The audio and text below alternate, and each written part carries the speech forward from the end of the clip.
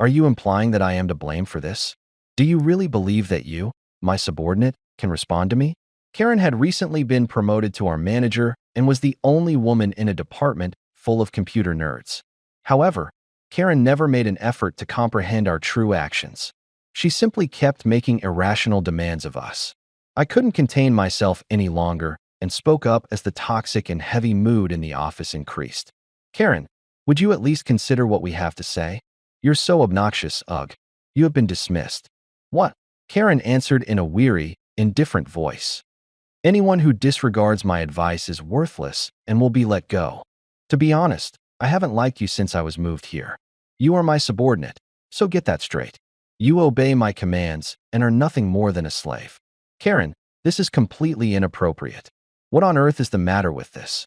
Are you totally irreplaceable? Please, there are plenty of people who are capable of replacing you. I won't waste business funds on a worthless person like you. Make sure you tidy up and don't leave any evidence behind. Karen had lost all self-control. Enough is enough. All right. I went back to my desk without saying anything further since I was too astonished to even argue back. Clearly concerned about me, my coworkers gathered around. I decided to put a strategy into action at that point. Dude, I have a favor to ask of you. Thus started the largest endeavor of our lives, one that would ultimately test our sense of pride. Stephen is my name. I first became interested in programming in elementary school. I was often getting sick as a child. Because I missed so many classes, they even dubbed me Sickly Stephen at school. My peers seldom ever invited me to play since they knew how weak I was. I therefore stayed at home by myself most of the time. In addition, my mother never let me to play outside or run about since she was constantly concerned about my health. "You'll catch another cold," was her catchphrase. Simply remain indoors and take it easy. She got me all the newest technology instead, including game consoles, tablets, and PCs. I initially merely played the games that were provided to me. But as time went on, I began to consider creating games like this myself. I began learning how to program at that point. I was getting stronger by the time I started middle school and rarely became ill. I could already create basic games at that stage, and I would ask people who like programming or games to test them out and provide comments. I was never well liked by the girls, of course. I didn't have any special memories of them. So I took my parents' advice and went to an all-boys high school. I became a member of the computer activity team there. I was fortunate to make pals who shared my interests in gaming and programming. We had acquired enough technical know-how by high school to construct and program our own combat robots and even create practical applications. Wow, that's strange. What's the matter, Henry? My computer is behaving oddly. When I arrived at the team one day after school as usual, Henry was already there, looking puzzledly at his screen. The mouse is moving on its own, and weird commands keep typing in by themselves. Wait, seriously? That sounds bad. What do I do? I leaned in to look at his screen, and sure enough, the mouse was moving by itself. Lines of code were flooding the black screen at lightning speed. The mouse moved as if possessed. Even when we tried to force it to shut down, it ignored all our commands. What the hell is going on? This looks like it's a hack. Someone's taken over your computer and is stealing your data. No way. That computer has the program we were going to use for the upcoming robot competition. This is a school computer too. Our personal information is stored on it. Why? Why is this happening? What about your security measures? I've done all the basics properly. What the heck is this? Our teammates, who had been working a few seats away, noticed the commotion and came over, but none of us had any idea how to deal with what was happening. We tried everything we could think of, but Henry's computer kept operating on its own, completely ignoring our efforts. Then a message suddenly popped up in the center of the screen. "I've taken the data from this computer. Too bad for you." We were completely helpless against whoever this hacker was. After being targeted, Henry became deeply discouraged and began skipping team activities. He wasn't the only one. Some of the others who had witnessed the hacking were so shaken, they became afraid to even touch a computer. And our already small team lost even more members. So this is what happens. No matter how amazing your program is, it's useless if your security is weak. Then I'll just have to create a system that no one can break into. Until then, I thought it was cool to write complex code and build programs no one else could imagine. But this experience made me realize just how important cybersecurity truly is. If that's the case, I'll just have to build a bulletproof security system myself. In our now nearly empty team's room, I started spending my days and nights developing a security program. Even after the final bell rang, I would stay glued to the computer and the faculty advisor would shake his head in disbelief. I worked to patch the weaknesses in existing security systems and built a program that could fully block external attacks like the one we had faced. Are you sure this is safe? I'm telling you, it's totally solid. If you're worried, go ahead and try to hack it. I called out to Henry, who had been feeling down, and let him test the strength of the software I'd created. Henry tried one method after another to break in, but every single attempt was blocked by the security system I built. This is incredible. I can't get past it at all. See? Now you can use your computer without worry. Yeah, I've been afraid to use one since all that happened. But with this, I feel safe. Steven, you're amazing. Hey, told you. I think this was the best software I had ever developed. I couldn't help but feel proud. The other team members also challenged my software, but none of them even came close to cracking it. One by one, they all threw in the towel. Then they all said things like, Steven, you're seriously amazing. Now I can really focus on team projects again. Thanks so much, Steven.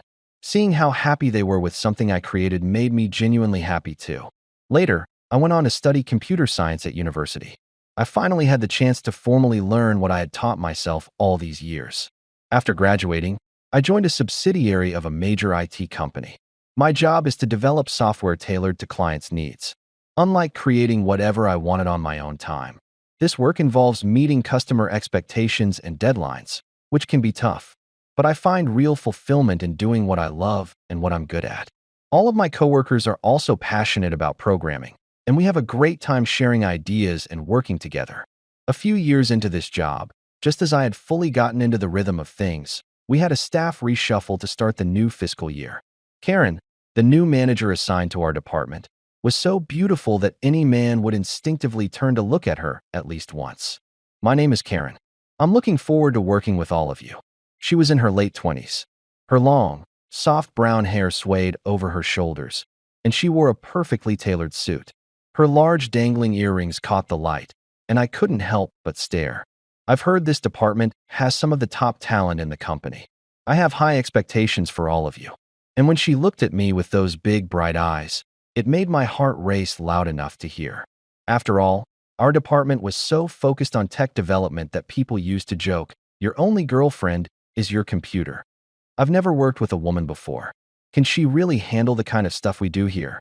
Who knows? There aren't many women in this field to begin with. The guys felt a little unsure about working with her at first, but still, they couldn't help saying things like, but man, Karen is really beautiful. She doesn't seem like someone who belongs in a department like ours. Just talking to her makes me nervous. And we're lucky to be working with someone that gorgeous. They were honestly thrilled to have someone so out of our league working with us. With such a beautiful woman as our boss, I thought, I'm going to work hard so I don't let her down. Looking back, we were all just giddy and caught up in the excitement. A few days into working with our new manager, we started to realize something. It seemed like she didn't know anything about this industry at all. This client wants it specified in Perl, but that's going to be tough to implement. Yeah, with this spec, I'd rather use Ruby. Hey, you two, stop chatting about jewelry and get back to work. Not like either of you have a girlfriend to give pearls or rubies to anyway. She didn't even recognize basic programming languages, let alone understand the fundamental structure of code. Talking with her was like having two completely separate conversations. On top of that, she was constantly away from her desk during work hours, causing a backlog of documents that needed her approval. And since we couldn't move forward without her signature, everything started to grind to a halt. Finally, when I caught her returning to her desk, I said, Karen, could you please approve the spec change request for Company A? But all I got was, I don't know anything about that. I handed it to you 3 days ago and also sent an email. I tried to reason with her, but she snapped back. I said I don't know, didn't I? I'm busy. And if I didn't review and approve it 3 days ago, that means it wasn't worth approving. More importantly, she continued, how can you even show up to work wearing that wrinkled shirt? And look at that unkempt hair.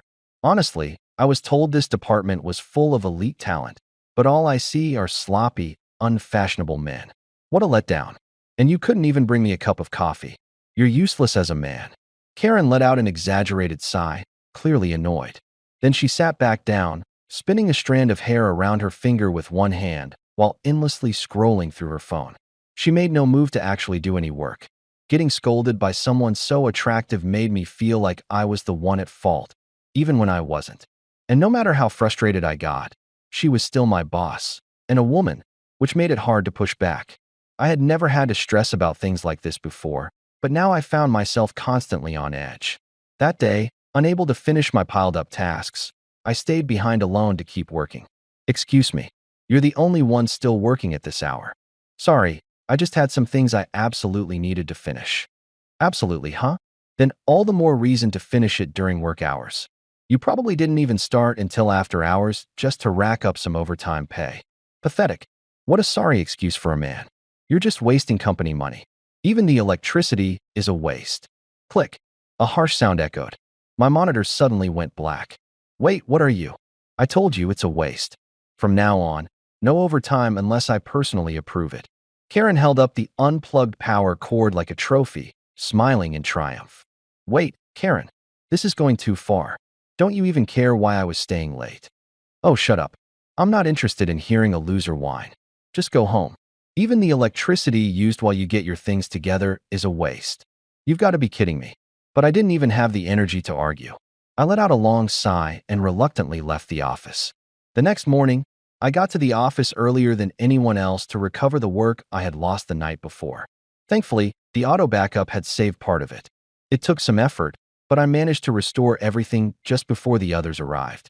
I exhaled in relief and stretched my arms high. "Yo, you're in early, Steven. Weren't you the last one to leave yesterday, too?" A few colleagues showed up slightly ahead of the official start time. There's kind of a story behind that. "Dude, you look awful this morning." Karen still hadn't arrived. Not that it was surprising. She almost never showed up before the workday officially started. "Listen, guys. The truth is, I told them everything that had happened the night before." One by one, my coworkers expressed their shock. "That's insane. Unbelievable." Ever since Karen took over, our work had just kept piling up. Not only was she avoiding her own responsibilities, but she was actively getting in the way of ours. Sure, we might not be the most impressive-looking guys, but mocking us for things outside of work. Wasn't that crossing the line into moral and power harassment? At this point, there was only one thing to do: bring it directly to our president, Mr. Yates, and have a proper conversation. When I made up my mind to confront him, my coworkers said they'd come with me. "Don't worry, Stephen. Everyone in the company knows how skilled you are. If we all go together, Mr. Yates will have to listen." I didn't have the courage to go alone, but if everyone was with me, we decided to visit Mr. Yates's office first thing in the morning. "Excuse us. What is it with you people? What business do you have in the president's office this early?" As we stepped inside, I couldn't believe my eyes. Next to Mr. Yates was Karen, who hadn't even shown up at the office yet that morning. And there she was, sitting on the edge of his desk with her legs crossed, staring straight at us. "So these are the guys from your team you were talking about?" "Yes, Mr. Yates. I'm sorry to subject you to these unkempt, unpleasant men so early in the morning. Honestly, they're completely useless." "I see. Showing up in a big group like this first thing in the morning. Just like you said, they don't seem to understand common sense. No wonder you're having a hard time, Karen." Mr. Yates, standing by the window with a cup of coffee, nodded in agreement with Karen. "So tell me, what brings all of you here so early?" "Well," I hesitated, overwhelmed by the hostile atmosphere. But Robert stepped up to help. "Yesterday, Stephen was staying late to finish up some work, and Karen came in and just pulled the plug on his computer. We thought that was completely out of line, so we came to hear your opinion. If it's about that, I've already heard Karen's side. She told me, you all tend to slack off during regular hours and purposely delay your work to earn overtime pay. Your department racks up more overtime than any other." I was speechless. It was clear Mr. Yates was completely on Karen's side. I was told this department was full of top talent, so I had high hopes. But I've been really disappointed. They drag out their work to earn overtime, and when I try to correct them, they just talk back. Karen tapped her perfectly manicured nails against the desk as she spoke to Mr. Yates in a sweet, syrupy voice. It was a complete 180 from the way she acted when she was with us. "Starting today, no one is allowed to work overtime without Karen's approval. Now get back to work." Mr. Yates gave us a little shooing gesture with his hand. It was as if we were being thrown out. Defeated, we left the president's office in silence. After learning about the connection between Mr. Yates and Karen, the mood in our department turned toxic. As if the work delays caused by Karen weren't bad enough, now even the essential overtime we needed was banned. She began interfering with critical tasks that had to be completed after hours. On top of that, miscellaneous tasks that used to be handled by other departments somehow started being dumped on us. Everyone was exhausted. What used to be a lively, collaborative workplace had become a silent, cold space where no one exchanged technical ideas or even casual conversation. Only the dull clacking of keyboards echoed through the floor. It felt like we were being watched by Karen at all times, and no one dared speak. If anything went wrong, Karen would report it to Mr. Yates in the worst possible light, and we'd get scolded. Who would want to work in a place like this? More and more people started calling in sick. With all the tension in the air, people became so anxious that mistakes increased. And every time someone slipped up, Karen would lash out, making things even worse. It was a vicious cycle. Why didn't you finish that project due yesterday? I'm sorry. There was a problem, and I couldn't finish it within work hours. A problem? And why do you think that happened? Because you made a mistake, right? Well, it's just that. If you were doing your job properly, there wouldn't be any problems. Don't try to make excuses by calling it a trouble and then using that as an excuse to earn more overtime pay. It's pathetic. Her shrill voice echoed through the department first thing in the morning. This time it was Robert getting yelled at. Just hearing her voice made my stomach turn. Thanks to you, we're getting flooded with calls and complaints from the client. Why am I the one cleaning up your mess? You have 1 hour to fix this. That's unreasonable. What? Don't you dare tell me you can't do it.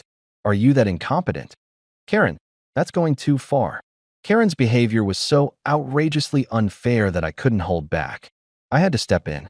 Robert did everything he could the moment the problem occurred. Yesterday, when he realized he wouldn't be able to finish within work hours, he submitted an overtime request. You're the one who denied it and told him to shut everything down and go home. If we're not even allowed necessary overtime, what are we supposed to do? Karen shot me a cold glare. The vein bulged at her temple. Oh, so now you're saying I'm the one at fault? A useless preloader like you thinks you can talk back to me? I'm just asking that you approve essential overtime. Robert was really worried about the client last night. That entire complaint and inquiry mess could have been avoided if you just approved the overtime. My, you've gotten awfully bold. You think you can question me? I don't mean to question you. It's just, what you're saying feels incredibly unfair. You're fired. What? Karen spoke with a bored sigh. I don't need garbage who won't obey me. You're out. Karen, this is outrageous. Robert tried to protest, but Karen wasn't listening. I never liked you from the beginning. Some unimpressive nobody trying to defy me? You've got guts. Let me make this clear. You're my subordinate. You're nothing but a slave who does what I say. What? There are plenty of replacements out there. You're not worth the paycheck. Pack up your things and erase any trace of yourself from this office. Karen really was out of control. That's enough. I'm done. Understood. Completely drained of the will to argue, I simply replied and returned to my desk. It was hard thinking about leaving a workplace where I had once worked so happily with everyone. But with a boss like this, I couldn't keep going. I grabbed a cardboard box and started clearing out my desk. Just then, Robert came rushing over, finally free from Karen's tirade. Stephen, I'm so sorry. I never thought she'd fire you because of me. That firing was completely unjust. What the hell is wrong with her? I've thought it for a while. She treats us like garbage. Maybe now that she'd gotten it out of her system. Karen had left her desk. Other coworkers began gathering around me. Don't worry about it, Robert. Honestly, I've been thinking about quitting sooner or later anyway. It's fine. But still, actually, there's something I'd like to ask you guys. I wasn't the kind of person to just walk away from my responsibilities. I explained the projects I was working on, and my coworkers said they'd do what they could to take over. The next day, for the first time in a while, I woke up feeling refreshed and headed to a trendy cafe that morning to meet up with an old friend from high school. It's been a while, Stephen. Yeah, I've been so busy lately. I couldn't even make it to the reunion. How's work? Are things going well? Well, actually, I chuckled dryly, lifting my coffee. Just thinking about yesterday made me give a hollow laugh.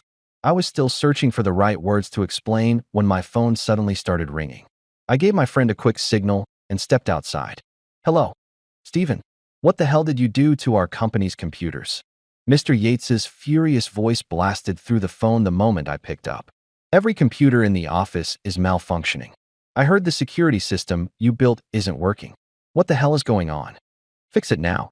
With all due respect, Mr. Yates, Karen told me to leave the company yesterday. So the restoration of the security system is no longer my responsibility. What did you say? Are you saying you won't take responsibility for something you built? I did take responsibility.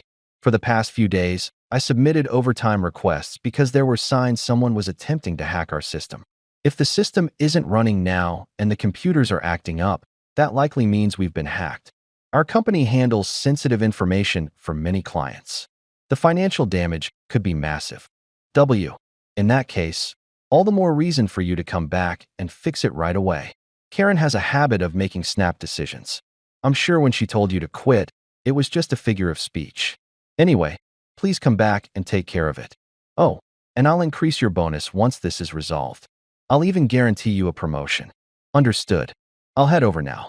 I ended the call, explained the situation to my friend, and made my way back to the office. When I arrived, Mr. Yates himself came out to greet me. Karen stood quietly next to him, looking unusually humble. To my surprise, she even poured me a cup of tea, something she would never normally do, and handed it to me. Glad you finally made it. Sorry about yesterday. I was just a little irritated, that's all. So, how long will it take to get the system back online? We'll get you anything you need, so don't hesitate to ask. Their complete change in tone caught me off guard. I didn't come back to restore the system. I came to officially decline your offer. No matter how good the conditions, I can't forgive the way I've been treated. Please consider this conversation over. I looked both of them in the eye as I spoke. What? You think you can act all high and mighty just because we're being polite? A useless man is still useless. I'll return those words right back to you, Karen. When there's trouble with a subordinate's work, it's the manager's job to handle it. I'd say it's only appropriate that you take care of this yourself. Karen's eyes darted around, clearly flustered. That's ridiculous. There's no way I could do that. I'm just supposed to sit in the chair and look good. Everyone else is supposed to handle things for me. Why should I have to do anything? If you had just followed my instructions, this never would have happened. I see now. She's someone who's gotten by in life being pampered by the people around her. No doubt she's beautiful. I'm sure there are plenty of guys out there who would do anything for her if she just asked. She's lived her whole life, leaving the actual work to others. Ahem. Anyway, could you please just restore the security system? This incident has already made it onto national television. Yates glanced at the large TV mounted on the wall. On the screen, bold letters read, "Major cyber attack.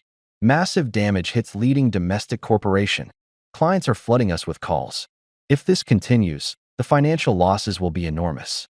And if you refuse to restore it, we'll have no choice but to hold you personally responsible for the damage. This isn't just about our company. You've caused harm to our entire corporate group." Exactly. You've impacted every company in the group. There's no way you could ever repay the damage you've caused. Fixing the system is in your best interest. Hearing those threats, I let out a long, deep sigh. These people are rotten to the core. All right then. I opened the laptop I had brought with me and ran the program I had prepared in advance. Good. Now we can finally breathe. But just so you know, once this is fixed, I'm going to sue you. You better be ready for that. Even then, Mr. Yates was still barking threats at me. But I didn't care anymore. My laptop began playing a video. How many times do I have to say it? Do you even have a brain? You worthless trash? A useless freeloader like you thinks you can talk back to me? We don't need incompetent losers who make excuses. Anyone who doesn't obey me is fired. This place is full of garbage, smelly, filthy, and not even worth being alive.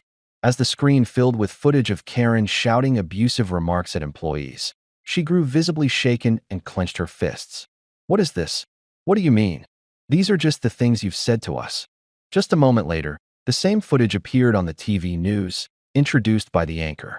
This just in, newly obtained footage. Karen, she's on TV. What the hell? Where did they get this footage? This is outrageous. Stop this nonsense. You're supposed to be restoring the system. What are you doing? You think you can get away with this? I never once thought I could get away with it, Mr. Yates. When I hit the enter key, The video switched to the next clip. This time, it showed a scene inside the president's office with Mr. Yates and Karen looking quite cozy together. So, Mr. Yates, have you thought about that thing we discussed? Ah, of course. I managed to move some company funds around, so I've arranged for a luxury imported car as a birthday present for you. I'm so happy. Just make sure no one finds out about us. Of course, Mr. Yates. Both of them stared at the footage, faces pale, knees trembling. What is the meaning of this? That same video began airing on television. Why are we on TV? What is going on? Where did this footage come from? Damn it. Mr. Yates and Karen looked completely lost, staring into the void in confusion. Just then, the door to the president's office swung open and my coworkers stepped inside. What are you doing here? It's incredibly rude to just barge into the president's office. Rude? Really? Coming from you, Mr. Yates? You embezzle company funds and call us garbage? What do you think employees are to you? So it was you. You're the ones who released that footage. That's all fake. Fabricated. We'll sue you for this. It's not fabricated. You do know the company is full of security cameras, right? We're programming experts. It's child's play for us to access those videos. Robert gave me a discreet thumbs up. I gave him one in return. Operation success. You're all fired. Every last one of you. That was the plan all along. We have no interest in working for a company that survives on our systems, but disrespects its engineers. With a unified goodbye, my coworkers turned and left the office. I packed up my laptop and followed them. Oh, and one more thing, Mr. Yates. I turned back and said, you really shouldn't underestimate tech professionals.